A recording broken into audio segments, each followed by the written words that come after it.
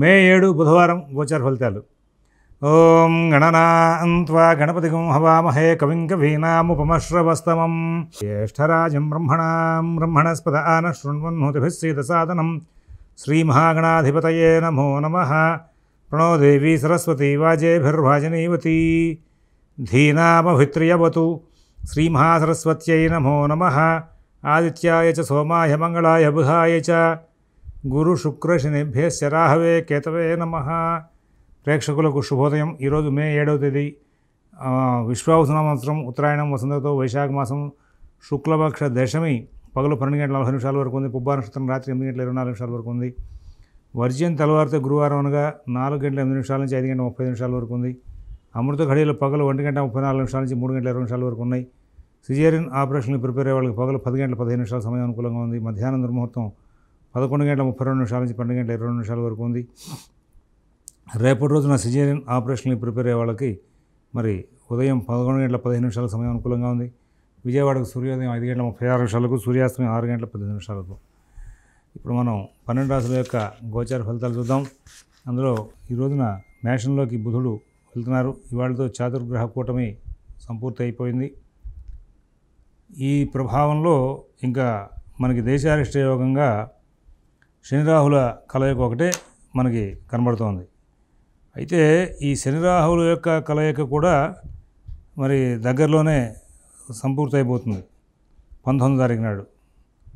ఈ 12వ తారీఖు వరకు అంటే ఇక్కడ చాతుర్గ్రహ కూటమి, పంచగ్రహ కూటమి వీటితో పాటు మరి అన్ని విధాలా కూడా మనం శోధన చేసుకుంటూ వెళ్తే ఇక్కడ శనిరాహుల యొక్క కలయిక అనేది కూడా ఒక భయంకరమైనటువంటి దోషం ఒకటి మనకి ఇప్పుడు ఇన్నాళ్ళు నడిచింది. ఏమిటి ఈ శనిరాహుల యొక్క దోషం అంటే, గురుణా సౌరుణావాపి రాహుయుక్తే థవాషిఖి యోగశ్చండాల నాయోయం రాజా రాష్ట్ర వినాశనం అని చెప్పి ఒక శాస్త్రవాక్యం ఉంది. 29వ తారీఖు నాడు మీనంలో రాహు ఉండగా అక్కడికి వెళ్ళి శని ఆయన్ని కలిశాడు. వాళ్ళిద్దరూ కలవడం మూలంగా దేశారిష్ట యోగం ఏర్పడింది. కాబట్టి ఇక్కడ యుద్ధ వాతావరణానికి సంబంధించినటువంటి సంబంధమైనటువంటి వాక్యం అది ఇంకా 19వ తారీఖు దాకా మిగిలింది. పంచగ్రహ కూటమి, చాతుర్గ్రహ కూటమి, చతుర్గ్రహ కూటమి ఇది ఏకరాశో యదాయాంతి చత్వారః పంచఖేచరాః చత్వారో రాష్ట్రనాశాయ హంతి పంచజగత్రయం అని చెప్పేసి మనకి శాస్త్రవాక్యం ఉంది కదా. ఆ వాక్యం ప్రకారంగా కూడా మరి ఇప్పటిదాకా అంటే ఈ 7వ తారీఖు మే 7వ తారీఖు దాకా చతుర్గ్రహ కూటమి, పంచగ్రహ కూటమి రెండు కలిపి ఇక్కడ నడుస్తూ వచ్చినాయి. ఇక్కడ గురువు శనికి 3వ ఇంట్లో ఉన్నాడు. అసలు ఈ సంవత్సరం ఒకేసారి శని 3 రాసుల్లో సంచారం చేస్తున్నాడు ఒకే సంవత్సరం. వృషభంలో కొన్నాళ్ళు, తర్వాత మళ్ళీ ఆయన రేపు 14వ తారీఖు నాడు మిథునంలోకి వెళ్తున్నారు. అక్కడ శనికి 4వ ఇంట్లోకి వెళ్తున్నాడు కాబట్టి కొంత దేశారిష్ట యోగ ప్రభావం తగ్గుతోంది. మరి యనసూను గతాద్రాశే హితషడాయ గతేరవో వింధ్యాత్రి లంకయోర్ మధ్యే పదంతి శవకోటయ అని చెప్పి శాస్త్రవాక్యం ఉంది కదా. శనికి 3వ ఇంట్లో కనుక గురువు ఉంటే అది దేశారిష్ట యోగం అని. దాని దోషం 14వ తారీఖుతో పోతుంది. వాళ్ళ 7వ తారీఖు మనం మే 7వ తారీఖు నాడు మాట్లాడుకోబోతున్నాం. మే 7వ తారీఖు నాటితో చతుర్గ్రహ కూటమి వెళ్ళిపోతుంది. ఆ తర్వాత ఇంకా శనిరాహులు ఇద్దరే కలిసి ఉంటున్నారు. ఆ శనిరాహులు కలిసిన దాంట్లో భాగంగా ఇందాక చెప్పిన సూత్రం ప్రకారంగా అది కూడా 19వ తారీఖు క్లియర్ అవుతుంది. కాబట్టి వెళుతున్న కొద్ది దేశారిష్ట యోగాల ప్రభావం తగ్గుతోంది. మిథున కర్కాటకాల్లో ఎక్కువ కాలం స్తంభించినట్టుగా సంచరించినటువంటి కుజుడు కూడా ఆయన సరళమైనటువంటి సంచారంలోకి వచ్చాడు. కాబట్టి యుద్ధ వాతావరణం భయంకరంగా పెరిగి అది కూలైపోయే అవకాశాలు కూడా ఉన్నాయి అన్నట్టుగా కనబడుతోంది. ఇది ఒకటి గమనించుకోవాల్సిన అంశం, బాగా పెరుగుదలకు వచ్చి. అయితే ఈ సంవత్సరం అంతా అమావాస్య దగ్గరలో చతుర్గ్రహ కూటములు తరచుగా వచ్చినాయి. కాబట్టి ఎక్కువ అమావాస్య దగ్గర వచ్చినాయి చూడండి. కాబట్టి మధ్య మధ్యలో మళ్ళీ కలహప్రదమైన వాతావరణాలు ఉంటూ ఉంటాయి. ఎన్ని చెప్పినా 3 రాసుల సంచారం ఉందే గురువుది ఈ సంవత్సరం అట్లాగే ఉంటుంది. శని రాహులు కలిసినప్పుడల్లా ప్రతిసారి అది ప్రభుత్వ అధికారులు అంటే ప్రభుత్వ యంత్రాంగంలో ఉన్నటువంటి రాజకీయవేత్తల మీద కానీ సమాజంలో అల్లరికి కానీ మనకి గతంలో చూపించినాయి. ఏది గురుణా సరుణా వాపి రాహుయుక్తే థవాషికి యోగశ్చండాల నాయోయం రాజా రాష్ట్ర వినాశనం అనేది స్టాటిస్టికల్ అనాలిసిస్ గతంలో ఎప్పుడు తీసినా కానీ సంవత్సరంలోపు చెడు ఫలితాలు చూపించినట్టు సందర్భాలు చాలా కనబడ్డాయి. గవర్నమెంట్లో ప్రభావం చూపించడం ఇవన్నీ కూడా. ఈ యుద్ధ వాతావరణానికి సంబంధించి యుద్ధం పెరుగుతున్నట్టుగా కనబడి గురుబలం ప్రభావం చేత అది మళ్ళీ సామాన్య స్థితికి వస్తుంది అనేటువంటి భావన నాకు కలుగుతుంది. నా పేరు కప్పగం సుబ్రహ్మణ్య స్వామి, మీరు నోట్ చేసుకోండి ఈ మాట. నాకున్న పరిజ్ఞానం, నాకున్న అభిప్రాయం అంతా కూడా. మరి చూద్దాం ఇంకా రేపు రాబోయే కాలంలో ఈ యుద్ధం ఎంతవరకు పెరుగుతుంది, ఎంత పెరుగుతుంది. ఎందుకంటే వెళ్తున్న కొద్దీ దేశారాష్ట్ర యోగాలు డౌన్ ఫాల్స్లోకి వచ్చేసినాయి. ఇవాళ 7వ తారీఖు, మే 7వ తారీఖు అయితే యుద్ధం ఇప్పటికి అయిపోవాలి. ఎందుకంటే మరి 3 రకాల విధానాలతో దేశారాష్ట్ర యోగం ప్రబలంగా వచ్చేసింది కాబట్టి ఒకటి తప్పుకుని చతుర్గ్రహ కూటమి 7వ తారీఖు, మే 7వ తారీఖు తప్పుకుంటుంది. నెక్స్ట్ ఇమీడియట్గా 14వ తారీఖు నాడు గురువు తప్పుకుంటున్నాడు శనికి 3వ ఇంట్లోంచి. వెంటనే మళ్ళీ రాహువు కూడా శనితో కలిసినాడు వెనకెళ్ళిపోతున్నాడు. అయితే శని రాహువుల కలయిక ప్రభావం సంవత్సరం పాటు ఉంటుంది అనేది నేను గమనించాను గతంలో. అన్ని పాత్రలను తీసి చూశాను. వాళ్ళు కలిసినప్పుడల్లా శని రాహులో, శనికేతువులో, గురు రాహులో, గురుకేతువులు కలిసినప్పుడు సంవత్సరం లోపుగా వాళ్ళ చెడు ప్రభావాలు చూపించిన సందర్భం ఉంది. అయితే యుద్ధ వాతావరణం దాకా వెళ్ళకపోవచ్చు, పెద్ద స్థాయి యుద్ధం రాకపోవచ్చు అనేది నాకు అనిపిస్తోంది. చూద్దాం ఏం జరుగుతుందో చూద్దాం. ఇక ఏదైనా అందరూ కూడా లోకం సుభిక్షంగా ఉండాలి, భారతదేశం బాగుండాలి, ఆంధ్రదేశం బాగుండాలని చెప్పేసి నిత్యం మీ ఇష్టదైవాన్ని ప్రార్థించడం చాలా అవసరం. ఇది గమనించుకోండి. రోజు మీకోసం ప్రార్థించండి, మీ సౌఖ్యం కోసం ప్రార్థించండి. అట్ ద సేమ్ టైం మన రక్షణ శాఖ మన కోసం సరిహద్దుల్లో కాపలాగాస్తున్న సైన్యం అందరూ చక్కగా సుఖంగా ఉండాలి, మన భారతదేశాన్ని రక్షించాలి, వాళ్ళు మన భారతదేశం బాగుండాలని చెప్పేసి మనం భగవంతుని ప్రార్థిద్దాం. ఇక మన దాని మీద దృష్టి పెడతారని చెప్పి ఆశిస్తున్నాను. మనకి ఉన్నటువంటి గోచార ఫలితాలు ఏ విధంగా ఉన్నాయి విషయాన్ని చూస్తూ ఓం శివరామ గోవింద నారాయణ మహాదేవ, ఓం శివరామ గోవింద నారాయణ మహాదేవ, ఓం శివరామ గోవింద నారాయణ మహాదేవ. మేషరాశి.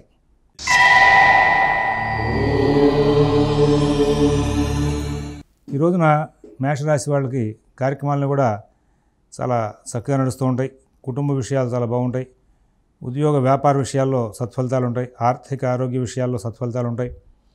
విదేశీ నివాస ప్రయత్నాలు, స్థిరాస్తి కొనుగోలు ప్రయత్నాలు, కోర్టు వ్యవహారాలు, రుణ వ్యవహారాలు కూడా మంచి ఫలితాలు ఉంటాయి. అన్ని కార్యక్రమాలని కూడా అందరూ చాలా చక్కగా నడుపుకుంటూ ముందుకు వెళ్తారు. మిత భాషణ, ఓర్పు, నేర్పు ప్రదర్శిస్తూ సుఖంగా శాంతంగా కాలక్షేపం చేసే అవకాశం ఉంది. పనులు వాయిదా వేసేటువంటి లక్షణాలని సరిచేసుకోమని చెప్పేసి సూచిస్తున్నాం. అట్లాంటి పనులు వాయిదా వేసే లక్షణాలని పూర్తిగా విడనాడితే మంచిది అని చెప్పేసి సూచిస్తున్నాం. అశ్విని నక్షత్రం వాళ్ళకి పనులన్నీ కూడా వేగంగా సాగుతాయి. భరణి నక్షత్రం వాళ్ళకి కార్యక్రమాలను కూడా చాలా చక్కగా నడుస్తుంటాయి. కృతిగా 1వ పాదం వాళ్ళు ఎటువంటి ఇబ్బందులు లేనటువంటి జీవితాన్ని గడుపుతారు. వృషభ రాశి.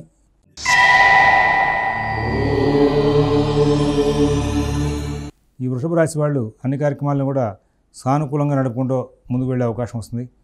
నూతన ఉద్యోగ వ్యాపార విషయాల్లో సత్ఫలితాలు ఉంటాయి. ఆర్థిక ఆరోగ్య విషయాల్లో సత్ఫలితాలు ఉంటాయి. విదేశీ నివాస ప్రయత్నాలు, స్థిరాస్తి కొనుగోలు ప్రయత్నాలు, కోర్టు వ్యవహారాలు, రుణ వ్యవహారాల్లో కూడా మంచి జీవనం సాగే అవకాశం వస్తుంది. మంచి ఫలితాలు తీసుకునే అవకాశం వస్తుంది. సుఖంగా శాంతంగా కాలక్షేపం చేస్తారు, ఆనందంగా కాలక్షేపం చేస్తారు. ఎవరితోనూ కూడా ఇబ్బందులు లేనటువంటి మంచి జీవితాన్ని గడిపే అవకాశం కూడా గోచరిస్తోంది. అలాగే మీ పనులన్నీ కూడా మీరు స్వయంగా చూసుకుంటూ చాలా చక్కటి జీవితాలను గడిపే అవకాశాలు కూడా గోచరిస్తూ ఉన్నాయి. కృతిక 2, 3, 4 పాదాల వాళ్ళకి కొంచెం రవి వ్యయంలో ఉన్న కారణంగా ఇబ్బందికరమైన వాతావరణం ఉంటుంది. అన్ని విధాలు కూడా పనులు ఆలస్యం అవుతాయి. తర్వాత రోహిణి నక్షత్రం వాళ్ళకి ఎటువంటి ఇబ్బందులు లేనటువంటి జీవితం గడుస్తుంది. మృగశిర 1, 2 పాదాల వాళ్ళు అన్ని విధాలా కూడా చాలా మంచి జీవితాన్ని గడుపుతూ ముందుకు వెళ్ళే లక్షణాలు గోచరిస్తూ ఉన్నాయి. మిథున రాశి.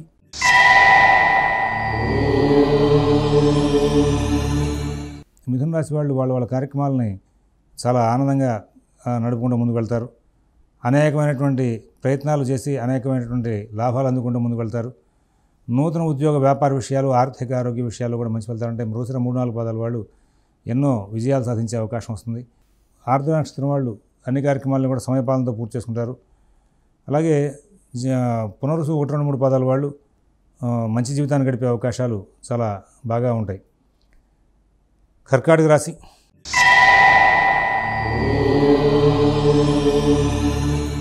ఈ కర్కాటక రాశి వాళ్ళు ఎక్కడా ఇబ్బందులు లేనటువంటి జీవితాన్ని గడుపుతారు. సుఖ సంతోషాలతో కాలక్షేపం చేస్తారు. విజయ శాతం చాలా బాగుంటుంది. విదేశీ నివాస ప్రయత్నాలు, స్థిరాస్తి కొనుగోలు ప్రయత్నాలు, కోర్టు వ్యవహారాలు, రుణ వ్యవహారాలు కూడా చాలా అద్భుతమైనటువంటి ఫలితాలు తీసుకుంటూ ముందుకు వెళ్ళే అవకాశం వస్తుంది. ఇవాళ తెలివితేటలు బాగా ప్రదర్శించి సమస్యలను పరిష్కరించుకుంటూ ముందుకు వెళ్ళే అవకాశం వస్తుంది. కుటుంబం, ఉద్యోగం, వ్యాపార విషయాలు కూడా మంచి జీవితాన్ని గడిపే అవకాశం వస్తుంది. విదేశీ నివాస ప్రయత్నాలు, స్థిరాస్తి కొనుగోలు ప్రయత్నాలు, కోర్టు వ్యవహారాలు, రుణ వ్యవహారాలు కూడా చాలా చక్కగా మంచి జీవితాన్ని గడుపుతూ ముందుకు వెళ్ళేటువంటి లక్షణాలు గోచరిస్తూ ఉన్నాయి. తదుపరి ఇందులో ఉన్నటువంటి 3 నక్షత్రాల వాళ్ళకి కూడా ఆరోగ్య విషయంలో మాత్రం ప్రత్యేకమైన శ్రద్ధ జాగ్రత్త కనబరచుకొని ఇతరమైన అంశాల్లో ఎక్కడ ఇబ్బందులు లేకుండా కాలక్షేపం జరుగుతుందని చెప్పి సూచిస్తున్నాం. మీ పనులు మీరు స్వయంగా చేసుకుంటూ ముందుకు వెళ్తే చాలా ఉత్తమమైనటువంటి ఫలితాలు కూడా వచ్చే అవకాశాలు గోచరిస్తూ ఉన్నాయి. తర్వాత సింహరాశి.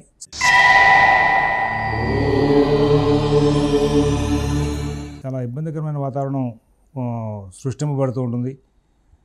అవి కొంచెం చికాకులను సృష్టిస్తూ ఉంటాయి. ప్రతి అంశాన్ని కూడా మీరు చాలా జాగ్రత్తగా చూసుకుంటూ ముందుకు వెళ్ళాలి. ఎవరి వ్యవహారాలు ఎక్కువ కలగజేసుకోవద్దు. ఆర్థిక కార్యకలాపాలు స్వయంగా చూసుకోవాలి. రుణ విషయాల్లో కలహాలు రాకుండా జాగ్రత్తలు తీసుకోవాలి. మరి అభివృద్ధి పదంగా ముందుకు వెళ్ళడానికి చాలా చక్కటి ప్రయత్నాలు చేసుకుంటూ ముందుకు వెళ్ళాలి. విదేశీ నివాస ప్రయత్నాలు, స్థిరాస్తి కొనుగోలు ప్రయత్నాలు, కోర్టు వ్యవహారాలు, రుణ వ్యవహారాల్లో కూడా మీరు కొంచెం ప్రత్యేకమైన జాగ్రత్తలు తీసుకుంటూ ముందుకు వెళ్ళమని చెప్పి సూచిస్తున్నాం. మఘ నక్షత్రం వాళ్ళు ఆర్థిక లావాదేవీలు బాగా నడుపుకుంటూ వెళ్తారు. పుబ్బ నక్షత్రం వాళ్ళకి ఎటువంటి సమస్య లేకుండా కాలక్షేపం జరుగుతుంది. ఉత్తర ఒకటో పాదం వాళ్ళకి విదేశీ నివాస ప్రయత్నాలు, స్థిరాస్తి కొనుగోలు ప్రయత్నాలు, కోర్టు వ్యవహారాలు, రుణ వ్యవహారాల్లో మంచి ఫలితాలు తీసుకుంటూ ముందుకు వెళ్ళేందుకు వీలైనటువంటి ఫలితాలు బాగా గోచరిస్తున్నాయి. అన్ని విధాలు కూడా సుఖశాంతులతో కాలక్షేపం చేసే అవకాశాలు బాగా కనబడుతూ ఉన్నాయి. తర్వాత ఈ రాశిలో ఉన్నటువంటి 3 నక్షత్రాల వాళ్ళకి మరొక ముఖ్య విషయం ఏంటంటే ఆర్థిక ఆరోగ్య విషయాల్లో పాత సమస్యలు తిరగబెట్టి అవి మళ్ళీ చికాకు పెట్టే విషయంలో కొంచెం ప్రత్యేకంగా జాగ్రత్తలు తీసుకోమని చెప్పేసి సూచిస్తున్నాం. తర్వాత కన్యారాశి.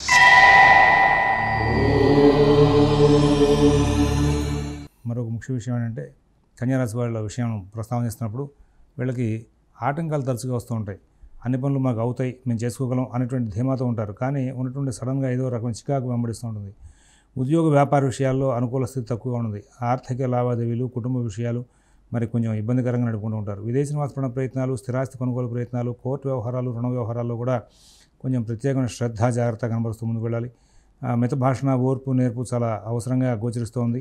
అలాగే అందరి వ్యవహారాలను కూడా కొంచెం ప్రత్యేకమైన శ్రద్ధతో జాగ్రత్తతో కాలక్షేపం చేస్తూ ముందుకు వెళ్ళాల్సిన అంశాలు ఎక్కువగా గోచరిస్తున్నాయని చెప్పేసి మీకు సూచిస్తూ ఉన్నాం. తర్వాత మీకున్నటువంటి ప్రతి అంశాన్ని కూడా మీరు చాలా జాగ్రత్తగా నడుపుకుంటూ ముందుకు వెళ్ళాల్సిన అవసరాలు గోచరిస్తున్నాయి. ఉత్తర 2, 3, 4 పాదాల వాళ్ళకి పనులన్నీ ఆలస్యం అవుతాయి. హస్త నక్షత్రం వాళ్ళు సరైనటువంటి దృష్టి కేంద్రీకరణ చేయలేక కొంచెం ఇబ్బందికరమైనటువంటి ఘటనకు దగ్గరవుతారు. అలాగే చిత్త 1, 2 పాదాల వాళ్ళు ఆర్థిక విషయాల్లో, ఆరోగ్య విషయంలో చాలా తెలివిగా ప్రవర్తించి సమస్యలు లేనటువంటి జీవితాన్ని గడిపే అవకాశం ఉంది. తులారాశి.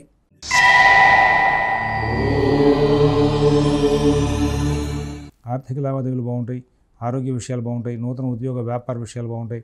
విదేశీ నివాస ప్రయత్నాలు, స్థిరాస్తి కొనుగోలు ప్రయత్నాలు, కోర్టు వ్యవహారాలు, రుణ వ్యవహారాలు కూడా చాలా చక్కనైనటువంటి ఫలితాలు వచ్చే అవకాశం ఉంది. అలాగే ప్రతి పనిని కూడా మీరు చాలా జాగ్రత్తగా నడుపుకుంటూ ముందుకు వెళ్తారు. నూతన ఉద్యోగ వ్యాపార విషయాలు, విదేశీ నివాస ప్రయత్నాలు, స్థిరాస్తి కొనుగోలు ప్రయత్నాలు, కోర్టు వ్యవహారాలు ఇవన్నీ కూడా చాలా జాగ్రత్తగా నడుపుకుంటూ ముందుకు వెళ్ళి చాలా మంచి జీవితాన్ని గడిపే అవకాశం వస్తుంది.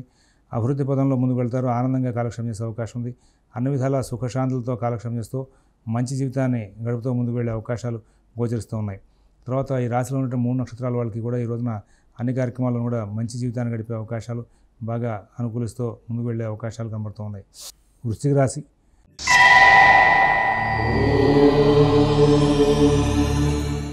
ఈ రోజు నుంచి వృశ్చిక రాశి వాళ్ళు అనవసరమైన వ్యవహారాల్లో తలదూర్చొద్దని చెప్పి సూచిస్తున్నాం.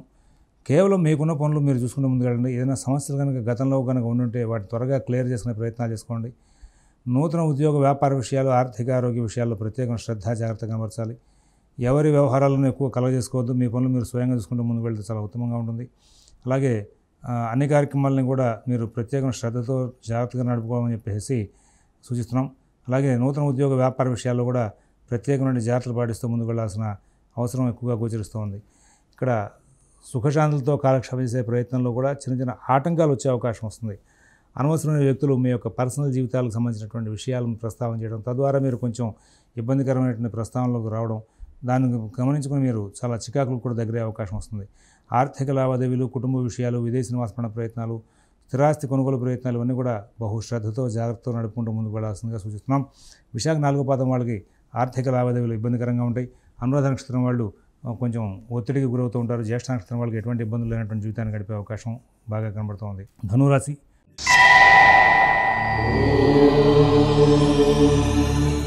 కుటుంబ విషయాలు బాగుంటాయి, ఉద్యోగ వ్యాపార విషయాలు బాగుంటాయి, ఆర్థిక ఆరోగ్య విషయాలు బాగుంటాయి. విదేశీ నివాస ప్రయత్నాలు, స్థిరాస్తి కొనుగోలు ప్రయత్నాలు, కోర్టు వ్యవహారాలు, రుణ వ్యవహారాలు కూడా చాలా చక్కనైనటువంటి ఫలితాంశాలు తీసుకుంటారు. అన్ని వైపుల నుంచి కూడా మీకు చాలా మంచి జీవితాన్ని గడిపే అవకాశం, మంచి ఫలితాలు పొందే అవకాశం వస్తుంది. నూతన ఉద్యోగ వ్యాపార విషయాలు, ఆర్థిక ఆరోగ్య విషయాలు, విదేశీ నివాసపరణ ప్రయత్నాలు, స్థిరాస్తి కొనుగోలు ప్రయత్నాలన్నీ కూడా చాలా బాగా నడిచే అవకాశం వస్తుంది. ఎటువంటి ఇబ్బందులు లేనటువంటి మంచి జీవితాన్ని గడిపే అవకాశం బాగా గోచరిస్తూ ఉంది. మీ పనులన్నీ కూడా మీకు చక్కగా పూర్తవుతూ ఉంటాయి. మరి ఎటువంటి సమస్య లేనటువంటి జీవితాన్ని గడుపుతూ ముందుకు వెళ్ళే అవకాశాలు కూడా బాగా కనబడుతున్నాయి. తర్వాత మూలా నక్షత్రం వాళ్ళకి ఆర్థిక లావాదేవీలు బాగుంటాయి. పూర్వాషాఢ నక్షత్రం వాళ్ళు అన్ని పనులు కూడా సవ్యంగా చేసుకుంటూ ముందుకు వెళ్తూ ఉంటారు.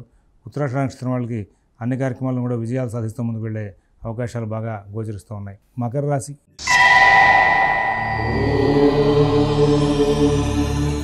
ఈ మకర రాశి వాళ్ళు చాలా తెలివిగా ప్రవర్తించి కార్యక్రమాలన్నింటినీ కూడా చాలా సానుకూలం చేసుకుంటూ ముందుకు వెళ్తూ ఉంటారు. కుటుంబ, ఉద్యోగ, వ్యాపార విషయాల్లో చాలా గొప్పదైనటువంటి ఫలితాలు పొందే అవకాశం వస్తుంది. నూతన ఉద్యోగ, వ్యాపార విషయాల్లో కూడా సత్ఫలితాలు పొందుతారు. విదేశీ నివాసపరణ ప్రయత్నాలు, స్థిరాస్తి కొనుగోలు ప్రయత్నాలు, కోర్టు వ్యవహారాలు, రుణ వ్యవహారాల్లో కూడా మంచి ఫలితాలు పొందే అవకాశం వస్తుంది. అన్ని కార్యక్రమాలను కూడా సానుకూలం చేసుకుంటూ ముందుకు వెళ్ళే అవకాశాలు బాగా కనబడుతూ ఉన్నాయి. శ్రవణ నక్షత్రం వాళ్ళకి ఆరోగ్య విషయాలు చాలా బాగుంటాయి. ఉత్తరాషాఢ 2, 3, 4 పాదాల వాళ్ళు తెలివిగా, ఓర్పుగా కార్యక్రమాలన్నింటినీ కూడా విజయం చేసుకుంటూ ముందుకు వెళ్తారు. అలాగే ధనిష్ట 1, 2 పాదాల వాళ్ళకి అన్ని కార్యక్రమాలను కూడా చాలా చక్కనైనటువంటి ఫలితాలు వచ్చే అవకాశం ఉంది. తర్వాత మరి కుంభరాశి.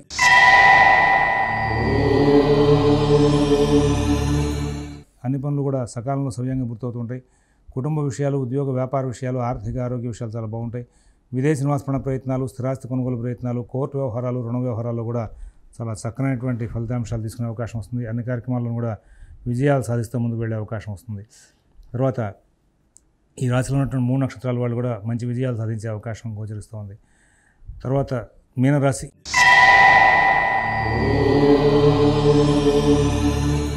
ఈ మీనరాశి వాళ్ళు అద్భుతమైనటువంటి ప్రణాళికలు చేస్తారు. ఎక్కడ ఇబ్బందులు లేనటువంటి జీవితం గడుపుతారు. కుటుంబం, ఉద్యోగం, వ్యాపారం అన్ని విషయాలు కూడా చాలా బాగుంటాయి. అన్ని కార్యక్రమాలను కూడా చాలా మంచి ఫలితాలు తీసుకుంటూ సుఖశాంతులతో కాలక్షేపం చేస్తూ ముందుకు వెళ్ళే అవకాశం గోచరిస్తోంది. స్వస్తి ప్రజాభ్యః పరిపాలయంతాన్ న్యాయ్యేన మార్గేణ మహీన్మహీషాః గోబ్రాహ్మణేభ్యః శుభమస్తు నిత్యం. లోకాః సమస్తాః సుఖినో భవంతు. ఓం దత్సతు.